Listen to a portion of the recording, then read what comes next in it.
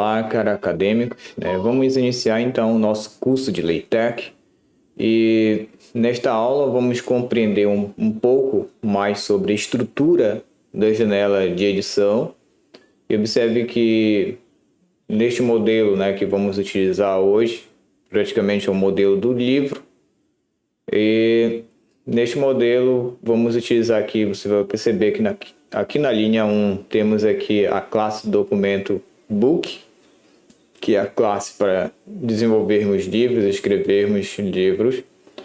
E você vai notar algo também que já temos aqui, um escopo, praticamente de um livro, a origem do LaTeX, capítulo 1.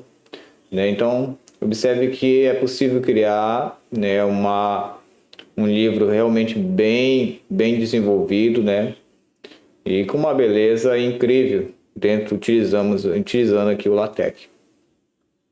Então, observe que eu já estruturei aqui o meu livro, certo? A plataforma, as partes do livro. Na verdade, eu escrevi um livro sobre o LaTeX, principalmente utilizando a plataforma do Overleaf. Não publiquei ainda, vai demorar um pouco, estou fazendo correções. São praticamente 22 capítulos e aí todos eles praticamente precisam de correções na escrita, na linguagem e principalmente na trabalheira que dá para criar certas imagens, desenvolver. Então dá trabalho realmente. Então praticamente eu estou quase 2 anos desenvolvendo aí esse livro. Mas voltando para a nossa aula. Você pode perceber que dentro do LaTeX, aqui na janela de edição, você vai notar o seguinte, que eu já coloquei aqui, por exemplo, eu já tenho Begin Document, que é a origem do meu documento, e End Document, que é o fim do meu documento, certo? Mas observe que eu já tenho uma estrutura pré-definida, como por exemplo, o comando Capture, que é de capítulo, a origem do LaTeX, que é justamente essa palavrinha aqui. E esse meu primeiro capítulo praticamente gerou esse número que está aqui em cima, certo? Isso aqui é um código, ele já está praticamente definido aqui para mim. Aí você percebe que essa mesma estrutura aqui tem aqui embaixo, File Outline, ou File Outline. Melhor dizendo. Então aqui eu tenho a origem do LaTeX, que é justamente esse meu primeiro capítulo. Observe que ele já estrutura aqui embaixo. A minha primeira seção, que é a introdução, ele estruturou aqui também os autores. Observe que ele está aqui, que é a minha subseção. E observe que aqui eu tenho um novo capítulo, a plataforma, que é justamente esse capítulo aqui que inicia. Certo? Então observe que ele vem praticamente... O LaTeX ele estrutura de maneira bem padronizada, numa beleza praticamente incrível. Você pode observar aqui que ele já estrutura aqui na lateral também, para mim no formato do livro, LaTeX, o essencial. Então fica praticamente uma arte realmente incrível. Mas antes de percebermos essas estruturas e entendermos um pouco mais, devemos entender que você pode perceber que eu já coloquei aqui praticamente um texto. Eu utilizei para colocar esse texto aqui automático, um texto aleatório. Eu utilizei aqui o comando lipson e coloquei praticamente aqui na minha introdução praticamente 4. Isso significa que ele vai colocar praticamente, na verdade, um único parágrafo. Então posso escrever, por exemplo, um lipson de 1 até, por exemplo, 1, que é justamente um parágrafo. E aí eu vou recompilar, aí você vai perceber que ao fazermos isso, ele dá um erro. Então observe que ele exibe aqui para mim uma mensagem de erro e coloca aqui, aonde está o meu erro? Aí ele coloca aqui os meus erros, que é justamente esses comandos que daqui onde está esse xzinho na lateral. Linha 3, praticamente até a linha 4, que não tem nada. Mas o erro realmente é onde está esses símbolos. O que eu quero dizer com isso? O LaTeX, né, ele só aceita símbolos, né, que convenham a ele, desde que praticamente eles não sejam caracteres especiais, certo? Então, esses símbolos que eu coloquei aqui em cima, você pode perceber, né, que eu tenho vários símbolos, que é a própria contrabarra, né, praticamente aqui o símbolo de chaves, e porcentagem.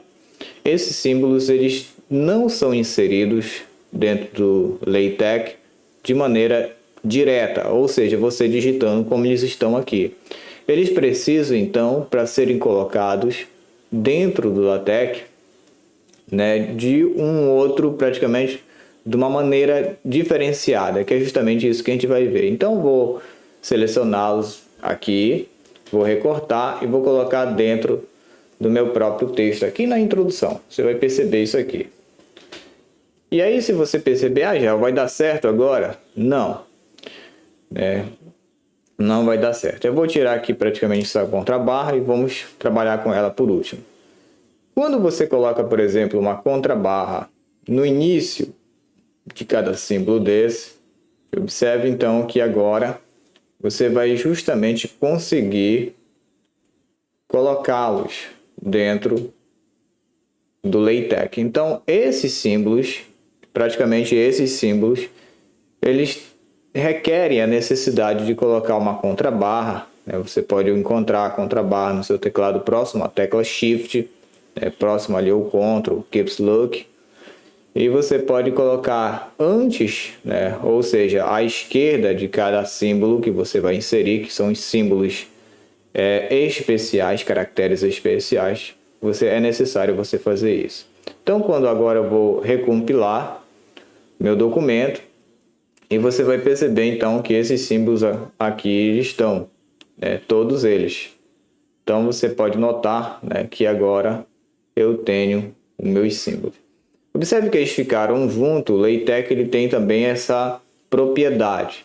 Se eu, por exemplo, quero colocar um espaço de um parágrafo para o outro, eu deixo uma linha em branco.